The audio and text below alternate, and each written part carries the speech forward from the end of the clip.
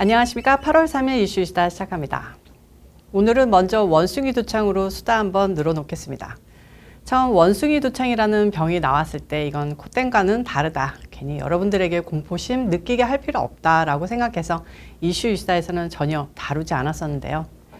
이게 요즘 미국민들, 특히 그쪽 분들에게는 심각한 공포로 대두됐다는 게 뉴스로 떠올라서 저도 다루지 않을 수 없게 됐습니다. 그쪽 분들, 좌파 말고 이성 아닌 동성 좋아하시는 분, 그쪽 분들 말인데요.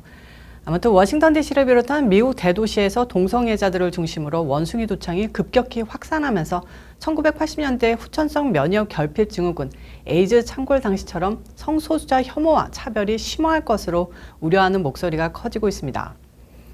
이들은 병 걸릴 것보다 자기들 이미지 깎일까 봐 더 걱정하는 것 같은데요. 워싱턴 포스트에 따르면 5월 17일 미국 내 첫 환자가 나온 이후 현재까지 거의 5,200건의 감염 사례가 확인됐다면서 환자의 압도적 다수는 동성과 성관계를 한 남성들이라고 전했습니다.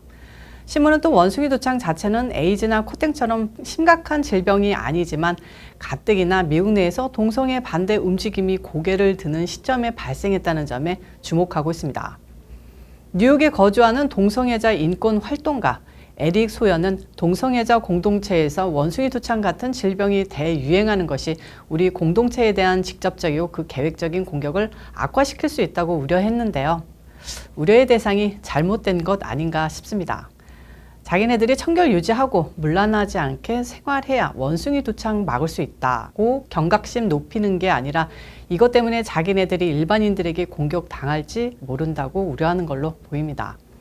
자, 일단 붉은색이나 보라색의 육종이 피부에 발생하는 에이즈와 비슷하게 원숭이 두창 역시 발진과 수포 등 외견상 쉽게 구별되는 증상을 일으킨다는 점도 미국 동성애자들이 에이즈 시대의 트라우마를 자극받는 요인이라고 합니다.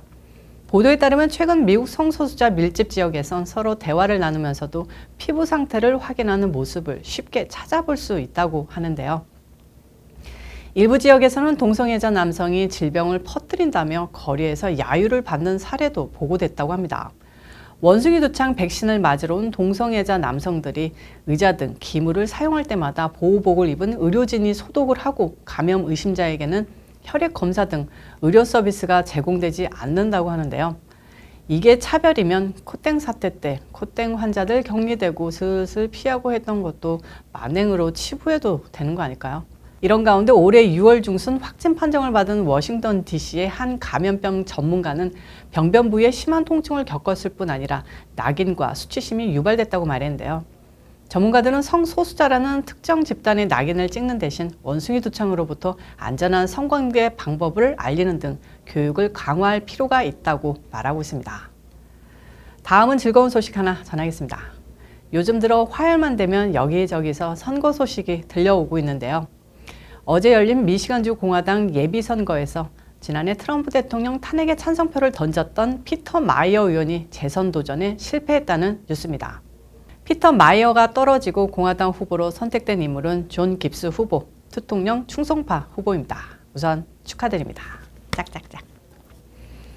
초선이었던 피터 마이어는 감히 초선인 주제에 의사당 사태가 대통령 책임이라며 다른 공화당 의원 9명과 함께 민주당 주도의 탄핵안에 찬성을 던졌었죠. 반면에 대통령의 지지 선언으로 당선한 깁스 후보는 흑인으로서 대통령 밑에서 주택도시개발부 차관보 대행을 지냈고 연방인사관리처장에 지명되기도 했지만 상원에서 인준은 실패했던 가슴 아픈 과거가 있습니다. 이제 연방의원이 되어서 대통령에게 힘을 실어주는 의원으로 미국을 개혁하는 데 한몫하길 빕니다.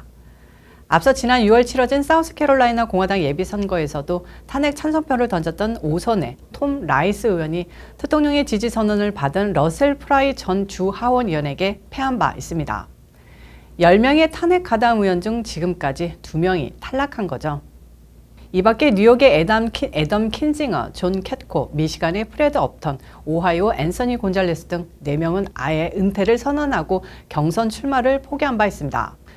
10명 중 6은 일단 제거됐습니다. 나머지 4명 중 어제 워싱턴주 경선에 나선 댄 뉴하우스는 현재까지 대통령이 지지하는 로렌 컬프와 격전 중으로 승자는 아직 나오지 않고 있습니다. 제임 헤레라 버틀러도 역시 대통령의 지지를 받은 조 켄트 후보와 24.5%대 20.1%로 엎치락 뒤치락 중입니다. 데이비드 발라데이오 의원은 경선을 통과했고 공화당 내 최악의 배신자 리즈 체니는 16일 경선을 앞두고 있습니다. 아무튼 리즈 체니 경선 기대가 됩니다. 여론조사에서는 20% 차이로 체니가 뒤처지는 것으로 나타났는데 뚜껑은 열어봐야겠죠. 민주당 좌파이면서 공화당 경선 회방 놓으려 공화당원으로 등록하는 가짜 공화당원이 워낙 많기 때문입니다. 미국 민주주의의 폐해라고 볼 수 있겠습니다. 소식 하나 더 전해드리겠습니다. 우리 바이든 할아버지 코땡 증상이 심상치 않나 봅니다. 며칠 전 전해드렸던 3차 대전 예언이 생각나는 건 왜일까요? 아무튼 소식 보면요. 재확진돼 격리 중인 조 바이든 대통령께서 3일 신속항원 검사에서도 여전히 양성이 나왔으나 건강 상태는 정상이라고 백악관이 밝혔습니다. 바이든 주치의원 케빈 오코너 박사는 이날 백악관이 공개한 서한에서 바이든 대통령은 간헐적 기침을 하고 있으나 어제보다 빈도가 줄었다면서 열은 없으며 온도, 맥박, 혈압, 호흡 빈도, 산소 포화도도 완전히 정상이라고 밝혔습니다. 이어 대통령은 엄격한 격리를 유지하면서 미국 국민에 대한 업무를 계속 수행할 것이라고 밝혔습니다. 내일 모레 여든인 바이든이 세계 최고 의료진의 치료를 받고 있으실 것은 확실한데요. 이렇게까지 오래 격리가 계속된다는 게 좀 의구심이 들긴 합니다. 앞서 바이든 대통령은 지난달 21일 코땡에 처음 확진 항바이러스제 팍스로비드 치료를 받았습니다. 7월 27일 음성 판정을 받고 공식 활동을 재개했으나 같은 달 30일 검사에서 다시 양성 판정을 받고 재격리에 들어갔습니다. 코땡에 걸린 지 보름 좀 지나가는 것 같은데요. 뭐라고 할 말은 없습니다.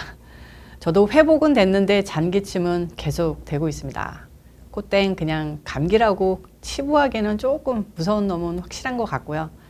이걸 미국에 퍼뜨린 것들은 어쨌든 벌 받아야 한다고 강력히 생각하고 있습니다. 오늘 이슈이시다는 여기까지고요. 오늘도 시청해 주셔서 감사합니다. 변함없이 좋아요, 구독, 알림 설정까지 꾹꾹꾹 잊지 말고 눌러주시고요. 아직 돌아오지 않은 구독자님들이 계신 것 같은데 빨리 돌아오시기를 바라고요. 저는 또 내일 영상에서 또 찾아뵙도록 하겠습니다. 빠이.